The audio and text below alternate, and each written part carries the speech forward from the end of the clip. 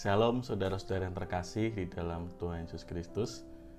Berjumpa kita di renungan malam tutup tahun saat ini, di mana kita akan merenungkan sebuah renungan dengan tema fokus pada kemuliaan lawatan Tuhan, yang didasarkan pada Injil Lukas 1 ayatnya yang ke-67 sampai 80 yang sudah kita baca bersama-sama tadi.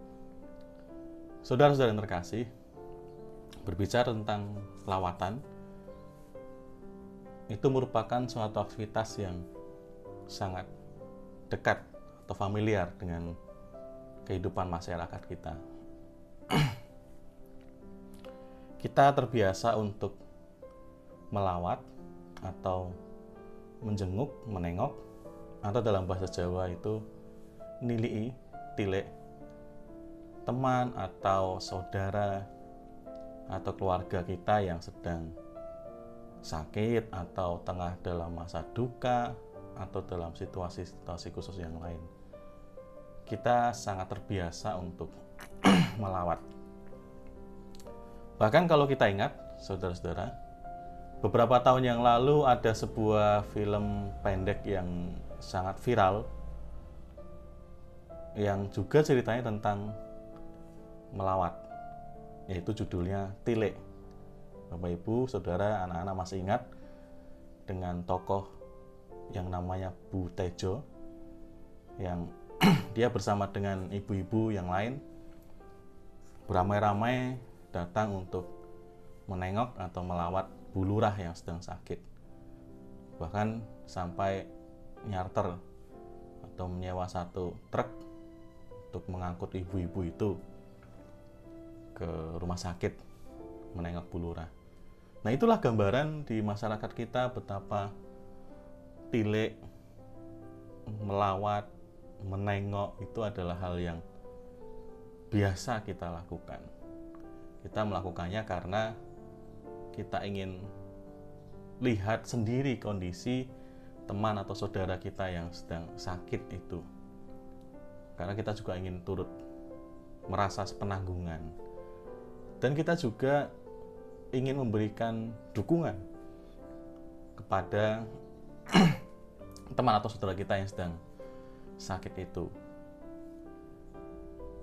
Sehingga kita rasanya ada yang kurang gitu kalau kita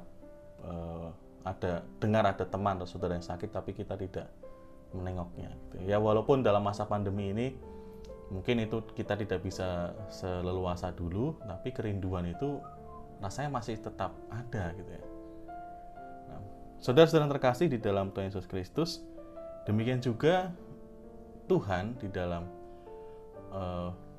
kekuasaannya itu juga berkenan melawat umatnya. Itu yang dirasakan sendiri oleh Zakaria, sampai ia kemudian buat nyanyian pujian yang kita baca tadi. Kita tahu latar belakang dari nyanyian pujian ini adalah karena Zakaria merasakan sukacita yang luar biasa setelah kelahiran anaknya, yaitu Yohanes, yang nantinya akan jadi Yohanes Pembaptis. Dari peristiwa yang dialami itu,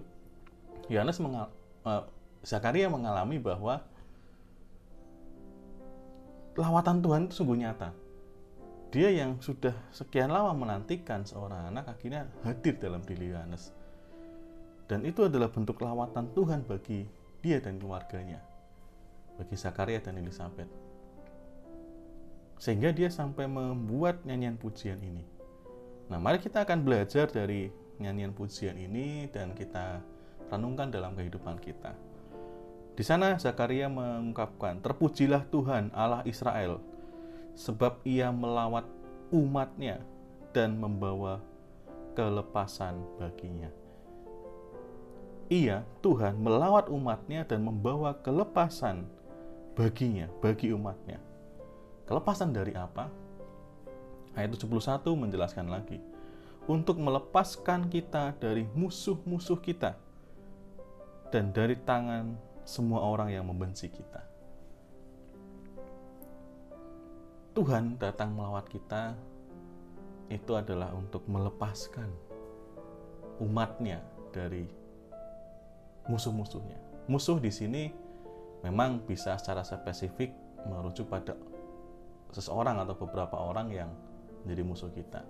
Tapi kalau kita coba refleksikan, musuh itu kan pada hakikatnya yang mengancam kita, atau yang paling tidak yang membuat hidup kita itu tidak tenang, tidak damai sejahtera. Itu juga yang menjadi musuh kita, sehingga tidak harus dalam bentuk sosok orang, tapi juga bisa terjadi dalam situasi atau kondisi atau kejadian yang membuat kita tidak damai sejahtera. Dan di situ Tuhan melawat umatnya untuk melepaskan umatnya dari musuh-musuhnya itu, dari situasi-situasi yang mengancam, situasi-situasi yang membuat kita khawatir, tidak damai sejahtera, tidak tenang.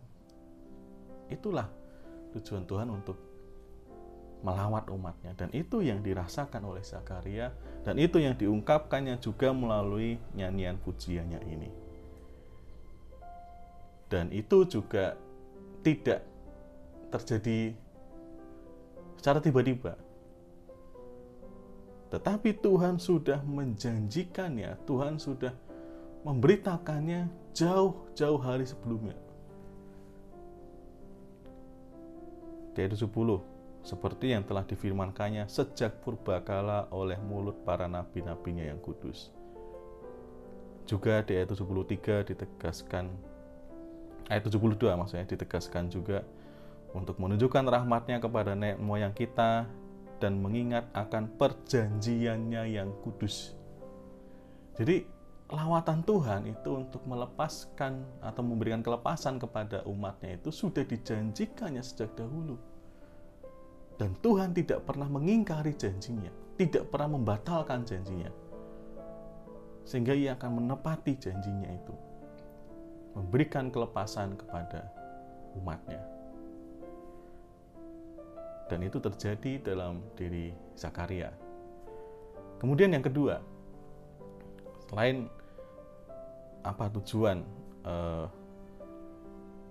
Tuhan melawat umatnya itu adalah selain untuk memberikan kelepasan, juga supaya umatnya itu bisa datang beribadah kepada Tuhan tanpa rasa takut.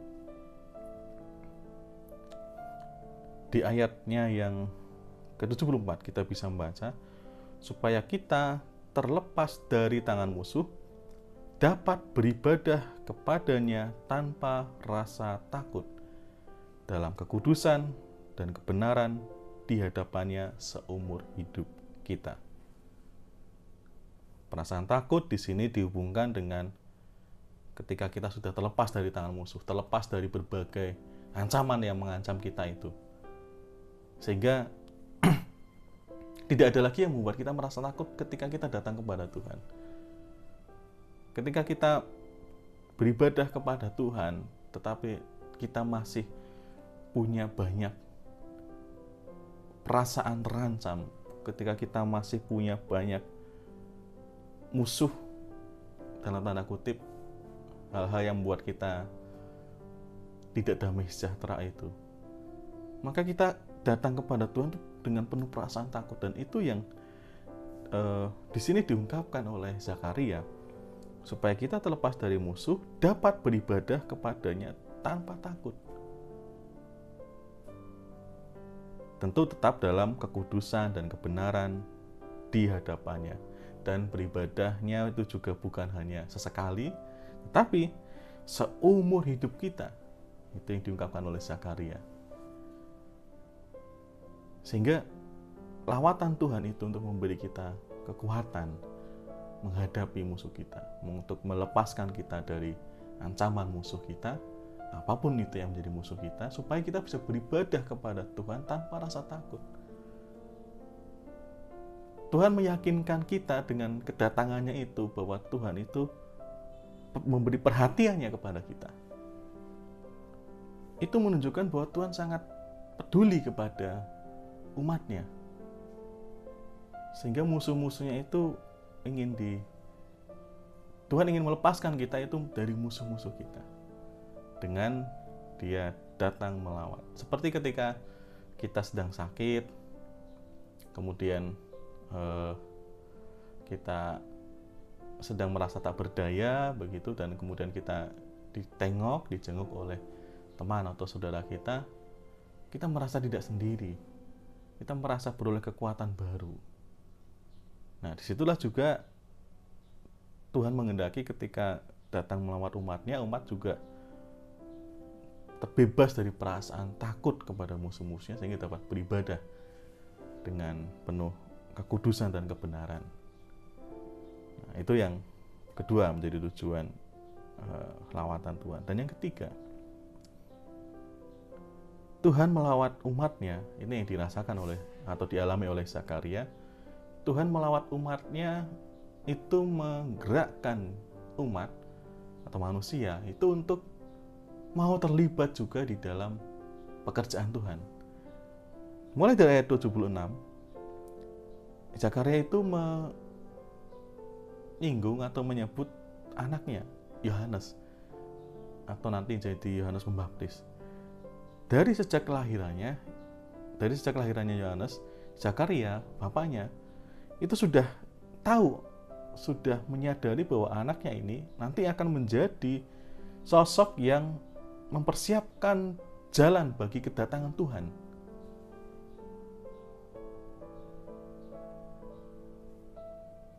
Artinya apa? Ketika Zakaria mengalami lawatan Tuhan, itu menggerakkannya untuk mau terlibat juga di dalam pekerjaan Tuhan.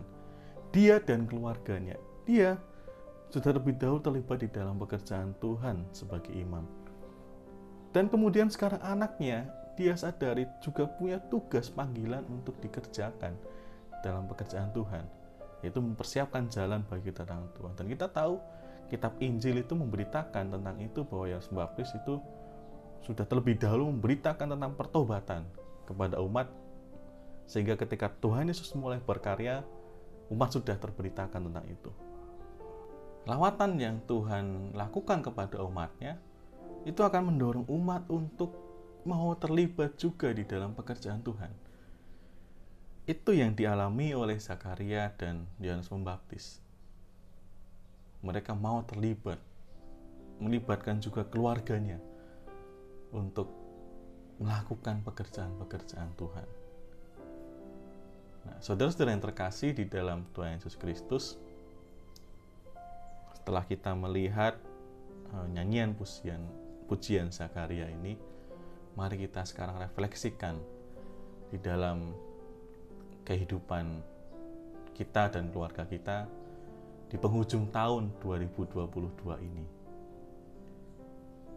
Kita akan masuk ke tahun yang baru dan meninggalkan tahun 2022. Mari kita mengingat kembali apa yang perlu kita lakukan supaya kita itu benar-benar merasakan atau mengingat akan lawatan Tuhan dalam kehidupan kita, khususnya di sepanjang tahun 2022 yang sudah kita lalui. Sudah banyak hal yang kita alami. Apakah kita sudah merasakan atau menemukan lawatan Tuhan di sana? Ketika Tuhan datang menguatkan, menolong kita dalam situasi kehidupan kita.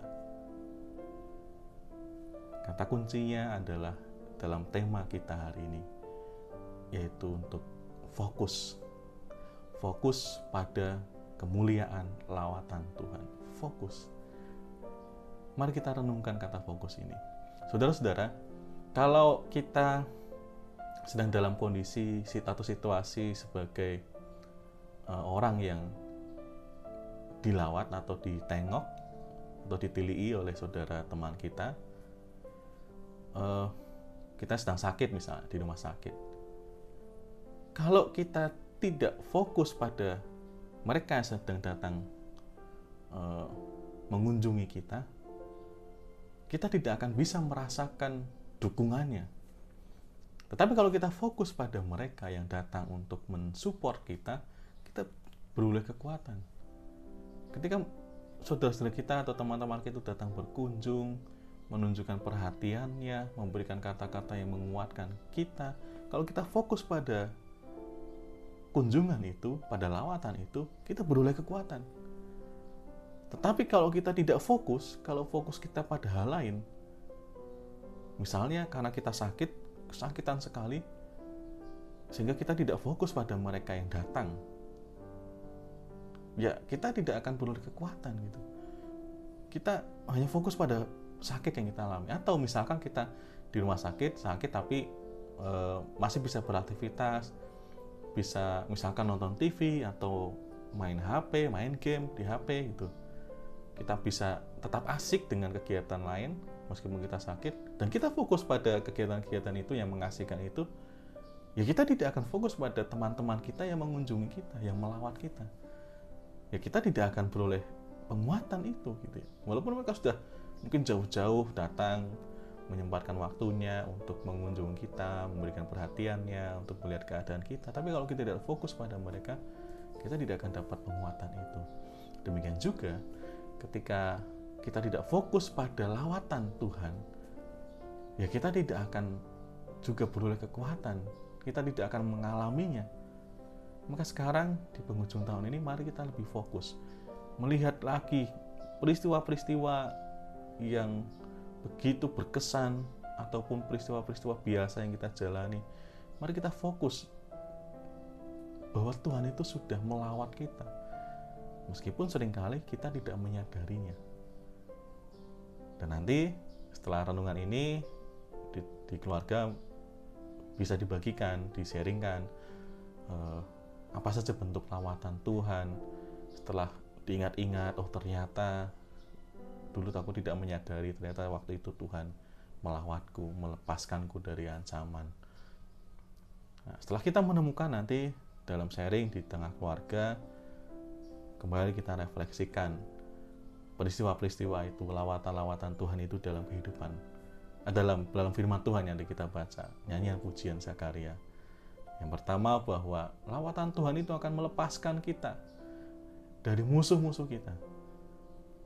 Musuh-musuh itu bisa dalam banyak hal, permasalahan kehidupan, persoalan kita dengan orang lain yang tak kunjung bisa didamaikan, pergumulan-pergumulan kehidupan, harapan-harapan yang mungkin belum bisa terwujud dalam kehidupan kita, yang membuat hidup kita itu tidak tenang, tidak damai sejahtera.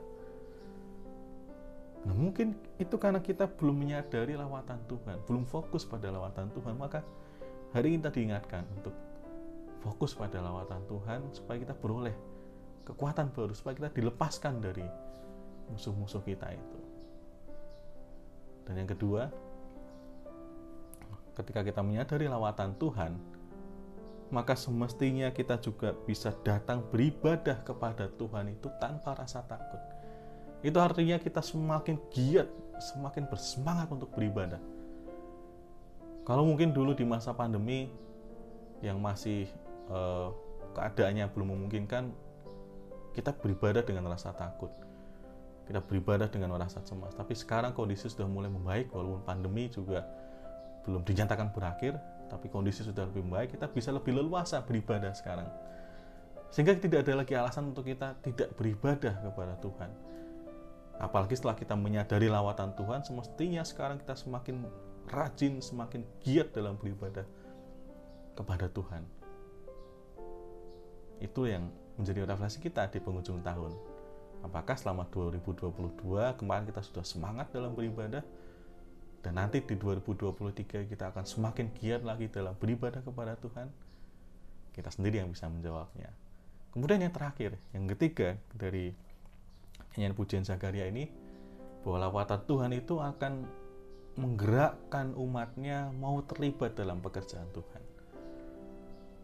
Setelah mengalami lawatan Tuhan, Zakaria mengajak keluarganya juga, dalam hal ini Yohanes Pembaptis, untuk terlibat. Dan kita tahu kiprah pelayanan keterlibatan Yohanes Pembaptis itu di dalam pekerjaan Tuhan sungguh luar biasa. Itu karena sebelumnya sudah menyadari dan mengalami lawatan Tuhan. Maka mari kita juga melihat diri kita, keluarga kita yang sudah menyadari, mengalami lawatan Tuhan, maka mari kita juga semakin giat terlibat dalam pekerjaan Tuhan. Di dalam pelayanan di gereja, ada begitu banyak bidang pelayanan yang bisa kita ikuti. Mari kita semakin giat, semangat dalam terlibat. Kenapa? Karena kita sudah merasakan, mengalami lawatan Tuhan itu. Seperti Zakaria yang juga mendorong keluarganya untuk terlibat dalam pelayanan. Kita pun juga. Mungkin di tahun 2022 kita sudah banyak terlibat, atau mungkin ada yang belum banyak terlibat. Maka mari kita juga punya tekad di tahun yang akan datang semakin terlibat lagi dalam pelayanan untuk pekerjaan Tuhan. Karena gereja itu adalah pekerjaan Tuhan. Sehingga kita terlibat dalam pelayanan di gereja, kita juga sedang melibatkan diri dalam pekerjaan Tuhan. Sehingga semoga tahun yang akan datang kita semakin giat dalam melayani Tuhan. Demikian saudara-saudara terkasih yang bisa kita renungkan di penghujung tahun ini. Semoga di tahun yang akan datang kita semakin merasakan lawatan Tuhan, semakin giat beribadah, dan semakin giat di dalam melayani seperti yang dialami juga oleh Zakaria. Ini dipersilahkan nanti setelah ini di tengah keluarga bisa berbagi pengalaman lawatan Tuhan seperti apa yang dialami di tahun 2022 ini. Saya akan mengakhiri pertemuan kita ini di dalam doa. Mari kita bersatu hati di dalam doa. Kami bersyukur ya Tuhan, di penghujung tahun 2022 ini Engkau beri kami kesempatan bersama dengan keluarga, bersama dengan sahabat, rekan, atau siapapun yang bersama dengan kami saat ini, untuk merenungkan kembali akan kemuliaan lawatan Tuhan yang sudah kami alami, namun seringkali tidak kami sadari. Kini kami diajak untuk fokus, untuk melihat kembali, untuk menghitung kembali berkat-berkat Tuhan yang sudah kami terima sepanjang tahun 2022. Sehingga kami semua diberi kekuatan baru karena kami dilepaskan dari musuh-musuh kami. Sehingga kami tidak lagi merasa takut dan semakin giat di dalam, dan justru semakin giat di dalam beribadah kepada Tuhan, serta mau semakin terlibat dalam pekerjaan Tuhan. Terima kasih ya Tuhan, kami serahkan diri kami dan keluarga kami semua di dalam pemeliharaan Tuhan dalam mengarungi tahun 2023. Terima kasih ya Tuhan, di dalam Tuhan Yesus Kristus kami berdoa. Amin.